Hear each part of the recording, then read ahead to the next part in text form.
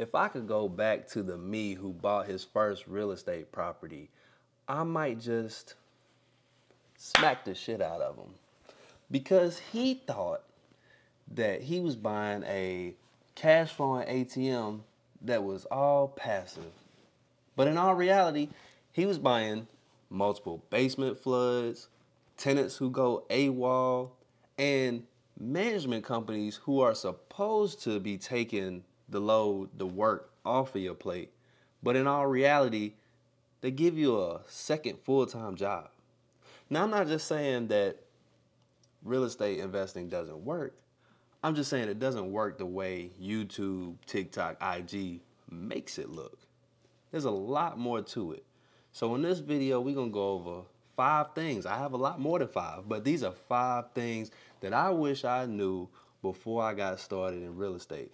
These lessons will save you a lot of money, thousands, a lot of gray hair, and put you on the right path so that you actually make money instead of losing everything. Thing number 1, turnkey properties. Everybody says buy a turnkey property. Everything is fixed up, ready to go, and you just collect a check. Wrong. All right. People fix things up, but they also need to watch their expenses, so they kind of do the bare minimum. This is where inspections come into play. I had a property that every time it rained heavy, it would leak into the basement. We couldn't figure out why. Turns out the previous owner just installed a French drain, something to just reroute the water away from the foundation, but that wasn't enough. In that area specifically, we definitely needed a sump pump. I did not know that at the time.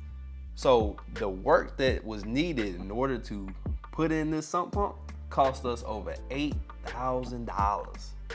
That's construction to dig up the basement, tear down drywall, all of these things to install a pump that is supposed to push the water out, drain it away so it doesn't flood your basement. Luckily, we had a decent lawyer that was able to help us file a lawsuit against the previous owner, and we were able to settle for $8K.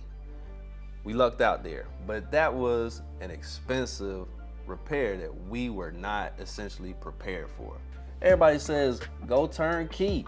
The unit is already fixed up and renters are in there. It's easy money until you walk in and you find out the sewer is backed up and your passive income smells like a huge regret. Another property we had, similar issue, we had a sump pump. The thing that we missed was the sewer had roots from a tree growing into the pipes and basically obstructing everything that was going down. We did a plumbing inspection, but I guess we didn't get someone to actually put a camera all the way through to the sewer to make sure that nothing was being blocked or nothing was coming in to those pipes. Turnkey doesn't mean trouble-free. There's a lot of things that could be missed or a lot of corners that will be cut. Get your own inspection, get multiple inspections to look at every little detail. Get receipts of things that have been done and get everything in writing, because a turnkey could turn your wallet empty. Number 2, the rent will cover everything. That is definitely wrong. You know they got the 1% rule. If you buy something at a certain price and you can get at least 1% of the rent, you in a good position to start. You need a lot more than that 1%. You're gonna learn real fast that 1% is just a starter level. You're gonna want at least 8% for a vacancy because people move. People go AWOL on you, go missing, and there goes your rent. You want at least 12% for maintenance. You want 10% for capital expenses, and you want another 8% for a management fee, because at the end of the day, you might need help for some things, and a management company is supposed to be there to help you out. If you add up all of those and factor all of those percentages into a deal and it still works out, the numbers still cash flow, then congrats, you got a winner. But if not, hey, keep scrolling, keep searching.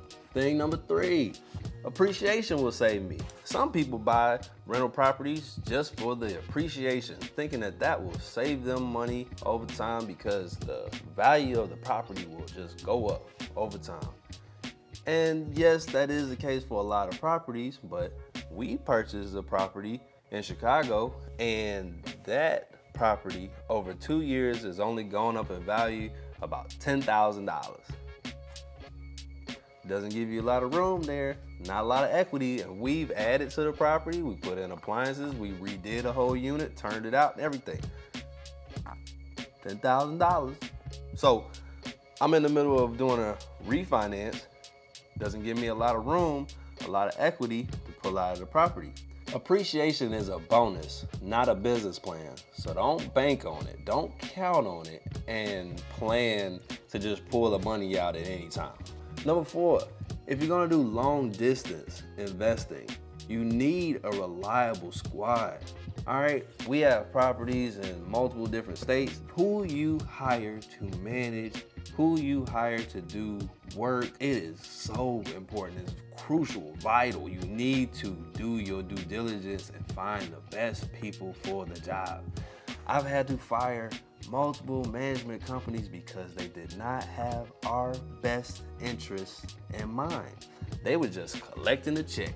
We've had contractors who would not show up for a job, contractors who would ask for money up front or half up front and not show up. Don't give people money until they do the job, all right?